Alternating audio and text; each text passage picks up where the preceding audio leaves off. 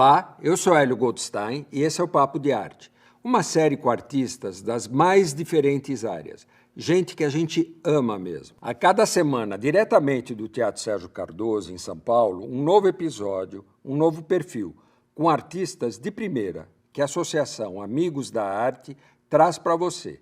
E o papo de hoje é com a historiadora e antropóloga Lilia Schwartz. Lilia Schwartz é graduada em História e doutora em Antropologia Social pela Universidade de São Paulo. Atualmente é curadora adjunta do Museu de Arte de São Paulo, além de ser professora titular da USP e Global Scholar em Princeton, nos Estados Unidos. É fundadora da editora Companhia das Letras e escreveu diversos livros, premiados e traduzidos para outros idiomas. Grande parte de sua obra reconstitui momentos decisivos da história do Brasil. Formada no mundo acadêmico, nos últimos anos tem usado canais virtuais para disseminar as suas ideias e fazer um bom debate. Debate esse como racismo, branquitude, identidade brasileira e até gripe espanhola, além da pandemia do Covid. Esses são assuntos que ela tem colocado em pauta nos últimos tempos. Bem-vinda, Lilia. Obrigada, Hélio. O racismo é um ponto forte no seu estudo, desde o começo da sua carreira. Atualmente é um assunto bastante discutido na sociedade brasileira. Você, como mulher branca, fica à vontade para discorrer sobre esse tema? Eu digo que eu não sou uma estudiosa do racismo em si, eu sou uma estudiosa das teorias raciais. E as teorias raciais foram inventadas pela população branca. Então, essa é uma questão importante porque, em primeiro lugar, durante muito tempo, essa era uma não questão. Quando eu entrei na USP para dar aula, as pessoas diziam coisas do tipo, mas você está inventando o racismo brasileiro? Eu sempre respondia, bom, eu devo ser muito poderosa para poder inventar o racismo no Brasil. Qual é a minha perspectiva? No doutorado, eu estudei como as teorias raciais apareciam nas instituições brasileiras, nas faculdades de medicina, nas faculdades de direito, nos museus etnográficos e nos institutos históricos. Então, qual era a minha questão? Era entender como o país da democracia racial nos anos 30 era o país do apartheid social nos anos 1910 e 1920. Eu estudei como o darwinismo racial, que era uma teoria que supunha que as raças eram ontologicamente diferentes e que, pior do que as raças puras, eram as raças mestiças. Essa era uma teoria que fez imenso sucesso no Brasil. Em que Brasil? No Brasil da desmontagem do sistema escravocrata. Foram, portanto, as populações europeias, brancas, sobretudo masculinas, que criaram a escravidão. Foram essas mesmas populações que criaram o darwinismo científico, que tentou passar a discriminação não mais na história, mas para a biologia. Muito pior, porque com a biologia, teoricamente, não se discute. Foram as elites brancas que criaram as teorias do branqueamento, ou seja, a ideia de que em 3 gerações o Brasil seria branco, grego, quem sabe. A democracia racial não existe? Não existe, nunca existiu. O problema racial brasileiro, na minha opinião, é o grande nó da sociedade, da nossa sociedade. E ele é um problema da agenda brasileira. O protagonismo tem que ser dos negros. Negros e negras e negres. No entanto, a sociedade brasileira tem que atuar, sobretudo as pessoas brancas como eu, como você, nós temos que ser aliados nessa batalha. Já virou um jargão no Brasil as pessoas dizerem, não pode ser racista, tem que ser antirracista. O que é ser antirracista? Não é fazer checklist e dizer, vou convidar uma pessoa negra aqui. Não é chegar e falar, vou fazer na minha escola uma palestra. Não, tem que ser uma atitude pragmática mesmo. Então, acho que cabem, sim, às populações brancas entrarem nessa luta, que é uma luta brasileira. Nós temos que qualificar a nossa democracia. Eu sou antropóloga também de formação, além de historiadora, e eu trabalho com a noção de mito não como mentira. O mito trata de contradições fundamentais de uma sociedade. Trata, mas dá uma pirueta. Nos anos 1930, foi construído esse mito da democracia racial.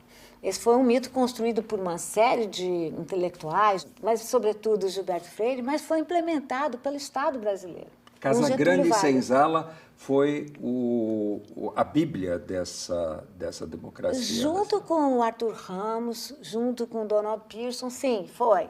Mas foi Getúlio Vargas que colocou em prática como política de Estado. Então, é Getúlio Vargas que nacionaliza a capoeira, nacionaliza o candomblé, que era proibido, nacionaliza o futebol, né, e nacionaliza a feijoada, que ele dizia que a feijoada era branca como o arroz, representava as populações brancas, negra como o feijão, representava os negros, amarela como a laranja, então representava os orientais, e vermelha, a pimenta, como os indígenas. Então perguntaram a Getúlio Vargas, e o verde da couve? E como Getúlio Vargas nunca ficava sem resposta, ele disse, as nossas florestas. Então, enfim, o Brasil foi o último país a abolir a escravidão. O Brasil recebeu quase a metade dos africanos e africanas que foram obrigados a deixar o seu continente. Só para você ter uma ideia, Hélio, agora se calcula que 12 milhões, um pouco mais, de pessoas tiveram que sair da África, né, no maior exílio da modernidade. Desses 12 milhões, apenas 10 milhões chegaram com vida às Américas. Olha a taxa de mortalidade. E desses 10 milhões, 4,8 tiveram como destino o Brasil, destino final. Então veja que o Brasil recebeu quase a metade. O Brasil, depois da Nigéria, tem a maior população negra.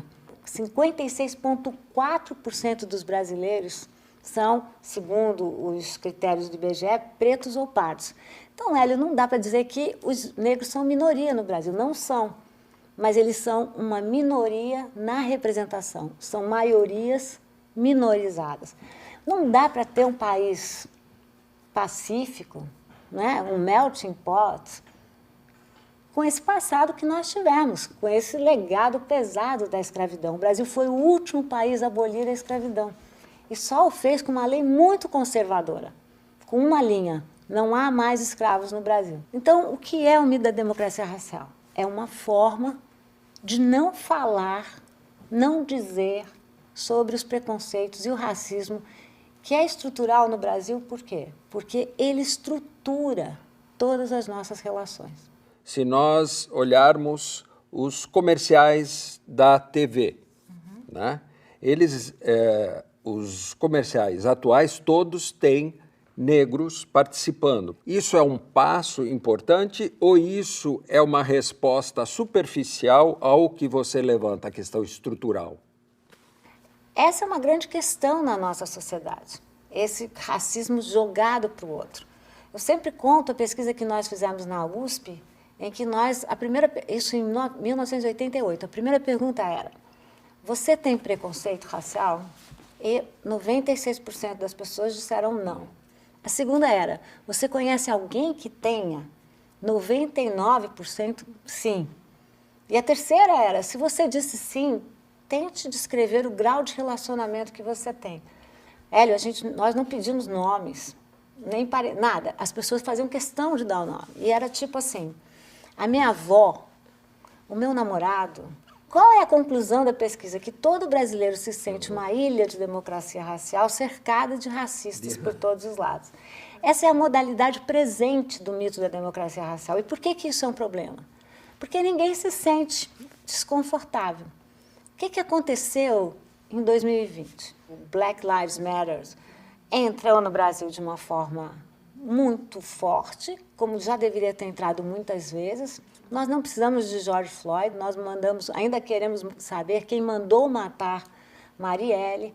Nós temos as nossas águas, e no mesmo ano do George Floyd, em novembro, no Dia da Consciência Negra, né, ou seja, estamos falando de 2020, Beto Freitas é assassinado no Carrefour, sob os olhos de todos nós, isso que impressionou. Então, o que aconteceu em 20? Finalmente, as pessoas começaram a se sentir minimamente responsáveis pela questão do racismo estrutural e institucional no Brasil. Você vem de uma família judia considerada progressista. A mãe é cientista social. O fato de você vir desse núcleo familiar, qual foi a influência que você percebe na escolha da tua profissão, do teu olhar?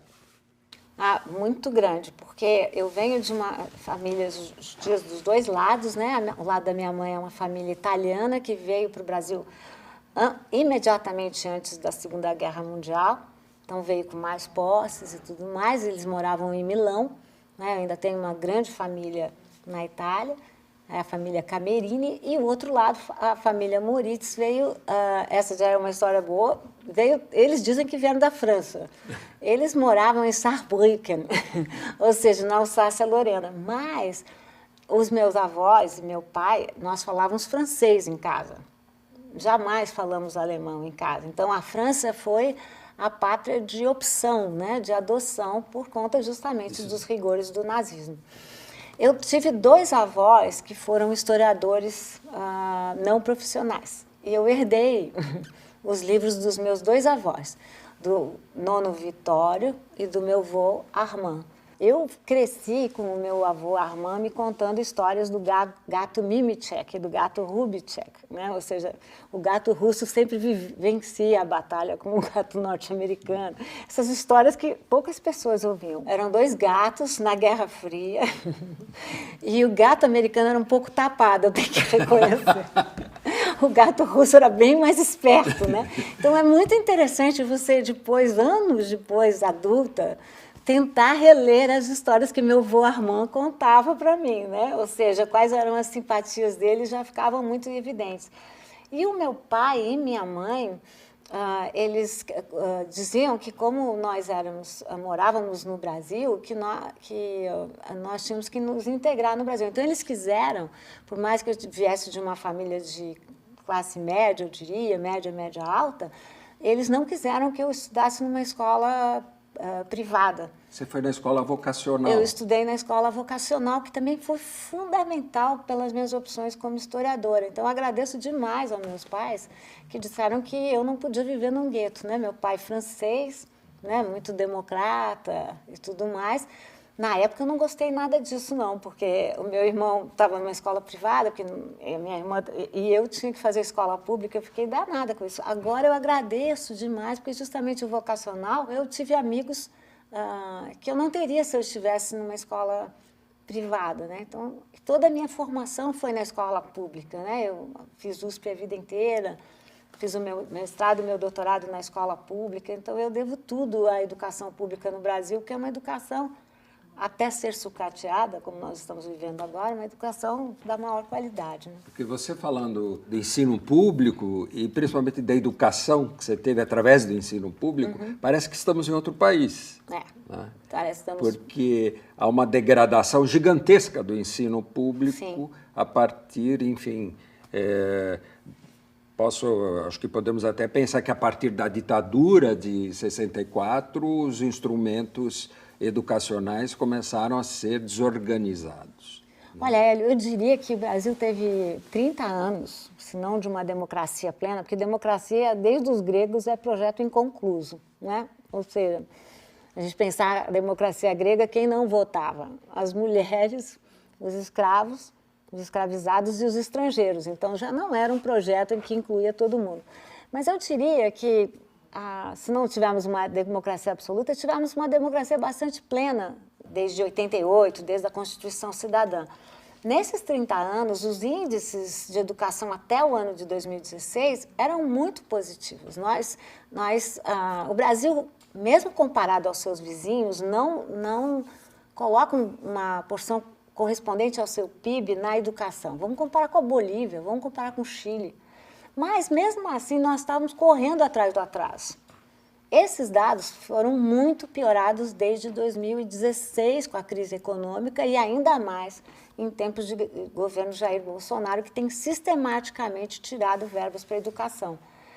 Eu estudei numa época, o Colégio Vocacional, para quem não conhece, era um colégio de ponta, de elite, né? Nós fizemos julgamento do Luís XVI, fizemos batalha naval da Segunda Guerra Mundial, enfim, as questões, nós discutimos projeto de cidadania, havia uma questão de gênero muito forte, todos nós tínhamos que fazer trabalhos domésticos e trabalhos industriais e trabalhos comerciais. Então, eram questões muito fortes naquele momento, de uma educação muito voltada para a inclusão social num país que tem marcas de exclusão social. A gente conhece a estrutura de castas da Índia, é famoso, todo mundo fala lá tem castas e realmente é algo, a sociedade lá é estruturada em castas. Você cita a jornalista norte-americana Isabella Wilkerson, né, que analisa o racismo por esse olhar. Você vê uma sociedade de castas nesse país? Nós vivemos no Brasil, num país em que a escravidão foi tão naturalizada, entrou de tal maneira em todos os cantos do nosso território, que ela virou uma linguagem. Que linguagem? Virou uma linguagem da hierarquia e uma linguagem da diferença que ainda nos é muito cara, né? Ou seja, quando foi mesmo que nós tratamos dos direitos das empregadas domésticas, ainda temos, nós sabemos que na construção, os elevadores são muito caros. E nós nos damos ao luxo de ter um elevador social e um elevador de serviço, quando nós sabemos o que é o elevador de serviço. Que é o transporte das domésticas. Tanto que é preciso, por lei, que exista uma placa dizendo que é proibido discriminar por raça, gênero, né, etnia, não sei o quê. Gente, Hélio, vou te perguntar. Alguém vai colocar uma lei se não há o desejo de burlar essa lei? Ou seja, a existência dessa lei nos nossos elevadores só prova o nosso desejo de burlar essa lei. Eu sempre chamo a atenção que existem dois verbos, né? Ver e enxergar. Ver é um atributo biológico, quase todos nós conseguimos ver, infelizmente nem todos, mas enxergar é uma opção cultural. E no Brasil nós optamos por não enxergar. As populações negras não vão chegar ao ensino superior, não vão chegar e, portanto, não vão chegar às empresas, não vão chegar aos poderes, aos locais de mando. A versão contemporânea do mito da democracia racial é o mito da meritocracia. O que é meritocracia? Você passar por uma prova, sei lá, de 100 metros rasos, uma parte da população começa a prova já nos 50 metros da população brasileira, e a outra parte vai começar 100 metros atrás. Isso não é meritocracia. Você tem 2 filhos, né? Você conseguiu conciliar maternidade com carreira acadêmica, mas também adiou sua carreira internacional também por essa razão. Você acredita que as mulheres são sacrificadas nessa área? Basta ver os números, né? Ou seja, as mulheres são muito sacrificadas, nós vivemos numa sociedade muito patriarcal, muito misógina, homofóbica, e as mulheres têm que adiar os seus projetos, né? Mas eu acredito muito na agência feminina, né? Ou seja, na capacidade que nós mulheres temos de lutar pelo nosso espaço, de lutar pelo nosso lugar, né? E assim conseguir, né, que eles se realizem. Agora, você tem diversas funções e você é muito agitada. Todo mundo me pergunta isso, né? Tem uma brincadeira, me considero afilhada do Dr. Alberto da Costa e Silva, né? Ele me considera também, que é o nosso grande africanista. E ele tem uma teoria arraigada que, na verdade, eu sou duas, que tem a Lília e a Lila. Eu acho que você está conversando com a Lila hoje. Mas é que as pessoas... Eu sou muito organizada. Eu durmo muito bem, eu durmo muito. Mas eu acordo acordando, né? E o Luiz brinca que quando alguém liga assim, posso falar com ela? Ela está ocupada? Aí o Luiz responde, ela está sempre ocupada, ela só interrompe. O que te relaxa? Qual o prazer que te relaxa, assim, depois de um dia intenso de trabalho ou ao longo desse dia? Eu sou louca por corrida, desde pequena. A minha mãe conta que quando eu era bem pequenininha, a gente morava numa casa no Ibirapuera, que quando estava chovendo, dizia que meu pai gritava para ela, Ducha, fecha a porta que ela acordou, porque disse que eu já corria no jardim, acordava e corria. Correndo pelo jardim. Esse costume eu tenho, correr para mim é muito bom. Quando eu corro, eu tenho ideias, e eu corro ouvindo rock. Essa é a minha outra forma de relaxar. Eu adoro rock and roll, sou louca por David Bowie, por Bob Dylan. Sou louca por música popular, sou louca por música clássica. E literatura, né? Gosto muito de literatura. Eu não consigo, eu tenho que cortar meu dia com literatura. Tem que ser ficção. Quais são seus autores prediletos? Toni Morrison, sem dúvida, né? Amada é o livro da minha vida. A Chimamanda. Chimamanda se reconheceu negra quando foi para os Estados Unidos, né? Até então ela não se via como negra, porque ela vivia na Nigéria, né? Eu acho que esse choque que ela sentiu, isso consegue ser traduzido em emoções? Muito. E se você pensar no Recordações do Escrivão Isaías Caminha, não sei se você lembra ele, mas ele também descobre que é negro, troca de pele, né, no caminho para a capital, né, no caminho para o Rio de Janeiro. Então, acho que sim, essa é uma questão muito ficcionalizada, né? E você, nos últimos anos, acho que a partir de 2018, se eu não me engano, você migrou para as redes sociais. O seu número de seguidores aumentou, eu diria, exponencialmente, né? Você começou com pequenas experiências e que foram aumentando. Da mesma forma que você ganhou seguidores, você ganhou adversários, eu diria, civilizadamente, e até inimigos, que é como a rede social, muitas vezes, e na maioria das vezes, transforma um debate numa luta de boxe, ou enfim. Como você reagiu a essa mudança, ou seja, a discordância na academia com a ofensa nas redes sociais? Bom, primeiro eu não diria que eu migrei, né? Porque eu continuo com a minha atividade acadêmica, né? E continuo publicando. Eu também queria dizer que eu não demonizo as redes sociais, né? Eu tenho haters, mas eu diria que mais lovers. Eu aprendi que tem algumas críticas que a pessoa não está querendo dialogar com você. Mas tem outras que a pessoa pode estar querendo dialogar com você. Mas eu confesso que eu tento responder para aqueles comentários que me indagam mais. Então, por que eu estou nas redes? Estou um pouco para tentar sair da bolha. Furar totalmente a gente não fura, né? Mas eu diria que eu faço um esforço para, né? Um esforço para dialogar, um esforço... E também a gente vive num momento, Hélio, que a informação virou uma forma de resistência no Brasil, né? E eu acho que eu fui formada pela escola pública brasileira, eu tenho a obrigação de devolver isso para a sociedade civil brasileira. Então, o meu canal é uma tentativa de dar informação, dar boa informação. Tem um lado democrático importante. Ela deu espaço para outras pessoas aparecerem, para além desse círculo mais restrito. Por outro lado, as redes criaram essa ideia de que agora todo mundo é especialista em tudo, né? Ou seja, ninguém pode ter dúvida, né? Esse meu ato de ir às redes pedir desculpas, acho que foi importante porque, para mim, pelo menos, porque eu quero viver num mundo em que as pessoas possam errar. E talvez o lado ruim das redes é que as pessoas são sempre heróis, heroínas e heroínas, né? Ou então vilões, onde não há espaço para diálogo. Concordo totalmente. Né? É a velha história da mocinha e do bandido, do mocinho e do bandido. O mundo é muito mais complexo do que a dicotomia que está sendo criada.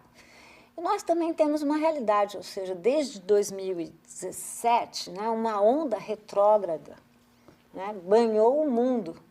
Sim. Nós sabemos que esses novos líderes populistas são líderes populistas e tecnológicos. Né? O Brasil teve a sua primeira eleição ganha pelas redes em 2018. Né? A gente está muito nessa época da meu direito, a minha livre expressão. Fake news não é livre expressão. Fake news é mentira. As redes destilam muito ódio. Né? E é nas redes que esses líderes constroem a polarização. O mundo é muito mais complexo do que uma polarização. Nós estamos vivendo uma pandemia que não tem fim, né? E tem a ver um pouco com esse nosso uso e abuso do nosso meio ambiente. Né? Os Yanomamis, né? O Davi Kopenawa, já havia avisado há muito tempo que o céu ia cair sobre as nossas cabeças. E caiu, né? Está caindo no momento em que nós conversamos aqui. Daqui a 5 anos, como você vê a realidade do país e a tua realidade? O Brasil está vivendo agora uma crise única, né? Que é uma crise da economia, uma crise política, uma crise social, uma crise moral e uma crise na saúde. O Brasil não é um país pobre, é um país de pobres, né? E nós já sabemos que o Brasil vai sair mais pobre dessa pandemia. Vai sair também mais desigual, né? Eu estudei a gripe espanhola de 18, como você mencionou. Você fez um livro. Escrevi um livro junto com a minha colega Heloísa Starling, né? E, que é a bailarina da morte, né? Que era o nome que se dava, de gripe bailarina, né? A gripe espanhola. E engraçado que em 1918 o Brasil também achava que não ia chegar, que a gripe não ia chegar aqui. Claro que chegou. Em 1918 também nós acreditávamos que não teria os efeitos, né? Que a gripe espanhola não teria os mesmos efeitos que ela acabou tendo na Europa. Mas foi uma epidemia muito mortal, muito ligeira, muito letal. Teve mais, porque o que não avaliamos em 18 e nem agora em 20 e 21 são os efeitos da pandemia numa sociedade profundamente desigual como é a sociedade brasileira. Porque o que a Covid fez foi que a Covid foi ruim para todos os nossos estudantes, para todas as nossas crianças, mas foi muito pior para quem estuda na escola pública. Eu digo sempre, Hélio, que eu sou uma pessoa pessimista no varejo e otimista no atacado. Então, eu espero muito que em 5 anos nós possamos ser diferentes, né? A palavra crise, é interessante que a palavra crise quer dizer decisão. E a palavra crise é uma palavra que aparece em várias áreas do nosso saber, né? E a crise na medicina diz respeito a um paciente que está passando por um problema sério, mas que não morreu, né? Está lá naquela beira do abismo, né? Vamos combinar que o Brasil está na beira do abismo. E daqui a 5 anos... Ele pode até sair, ele pode cair. Mas como eu sou otimista no atacado, daqui a 5 anos, quem sabe, o Brasil pode aprender com a experiência, né? A sociedade civil brasileira muitas vezes já se perdeu e já se encontrou. Nós precisamos de relações mais horizontais, né? Então, eu não diria que em 5 anos estaremos assim, mas em 5 anos eu torço para que nós estejamos assim. As pessoas pensam que a história é um processo evolutivo, mas não é. Muitas vezes nós decaímos. Eu diria que na comparação, 1918, 2020 e 2021, nós decaímos, né? E nós só vamos entrar para valer no século XXI, né, quando nós acharmos um lugar para a morte. Eu falava dos Yanomamis, posso falar dos Krenacas também, né? O Ailton Krenak é que diz que povos que não sabem lidar com a morte não saberão lidar com a vida também. A gente vai ter que saber lidar com a vida, né? Saber organizar a nossa vida. Então, eu espero que em 5 anos eu seja uma avó melhor. Eu espero continuar dando aula, que é o que me alimenta muito. Eu espero continuar sendo, né, uma boa cidadã para esse país, né? Uma pessoa impactada, né? Eu diria que você é uma boa cidadã para esse país, principalmente não só no momento que nós vivemos, mas pelas ideias que você lança e que muitas vezes são extremamente inovadoras. Por exemplo, a Enciclopédia Negra, que você você lançou esse ano. Bom, a Enciclopédia Negra é um projeto meu, junto com o Flávio Gomes, que é outro dos meus grandes parceiros. Flávio Gomes é um historiador negro, maior especialista em quilombos, quilombolas, mucambos, insurreições, e junto com o Jaime Laureano, que é um grande artista e um grande intelectual. O projeto Enciclopédia Negra é um projeto visionário. Eu não vou poder falar da Enciclopédia Negra sem falar de 2022. 2022 nós vamos ter um ano muito importante para o Brasil. 2022 é o ano de avaliação da política de cotas. Eu não confio na Câmara e no Senado que estão nos representando. Então, a sociedade brasileira vai ter que pressionar no sentido de manter e ampliar os ganhos com as políticas de cotas. Vou dar um só. Eu trabalho numa universidade pública. No ano passado foi a primeira vez que nós pudemos dizer que nós temos mais alunos pretos e pardos do que alunos brancos. Nós precisamos de alunos pretos e pardos na universidade para mudar essa sociedade. Que há um risco e que a gente vai agora começar a lançar um monte de documentos para falar da importância das políticas de cotas e de afirmação positiva. 2022 será o ano do centenário da Semana de 22. Hélio, a gente vai ter que combinar aqui que a Semana de 22 foi em São Paulo e não de São Paulo. Se fosse só de São Paulo, ela não teria a relevância que teve no futuro, porque nós sabemos que na mesma época não teve. Sim. Então, vamos ter que avaliar o que é que foi a Semana de 22. E o que é o modernismo e por que a Semana de 22 podou vários outros modernismos, de Lima Barreto, por exemplo. O modernismo de Recife, o modernismo mineiro, o modernismo de Porto Alegre. Não dá para falar que o modernismo foi só paulista. 22 será o bicentenário da independência. Qual que é a pergunta que tem que entrar na cabeça e no coração dos brasileiros? Qual a independência que você quer comemorar? Nós vamos comemorar de novo aquela independência tão colonial, tão branca e tão masculina? É isso? Que foi, de novo, mais um sequestro. Eu considero que o modernismo paulistano sequestrou o modernismo e considero que os paulistas sequestraram a independência, desde a tela do Pedro Américo. Gente, a independência foi um processo que irradiou de formas diferentes pelo Brasil. Então, o que é o projeto Enciclopédia Negra? É o projeto de tirar do silêncio as populações negras que tiveram protagonistas desde o século XVI. Né? Ela tem uma preocupação muito grande com marcadores, interseccionar marcadores sociais. Né? Então, há mais mulheres do que homens, isso é de propósito. Há vários heróis, heroínas da população LGBTQI+. Há também uma preocupação de atender marcadores regionais. Não há estado que não esteja contemplado na Enciclopédia Negra. Nós chamamos 36 artistas, de novo, a divisão regional de gênero e sexo é super importante, e também geracional é super importante para a gente, e nós passamos as biografias e convidamos que eles fizessem de 1 a quantos retratos quisessem fazer. No livro Enciclopédia Negra aparecem 36 retratos, são mais de 100 personagens. Personagens, Hélio, que nunca tiveram um retrato na parede. E por que a gente quer os retratos? Porque nós vivemos numa civilização profundamente visual. Então, esses artistas são nossos parceiros mesmos. Parceiros porque eles deram as imagens como copy free e parceiros porque eles doaram as obras para a Pinacoteca do Estado. Por que a Pinacoteca do Estado? É um museu público e um museu de retratos.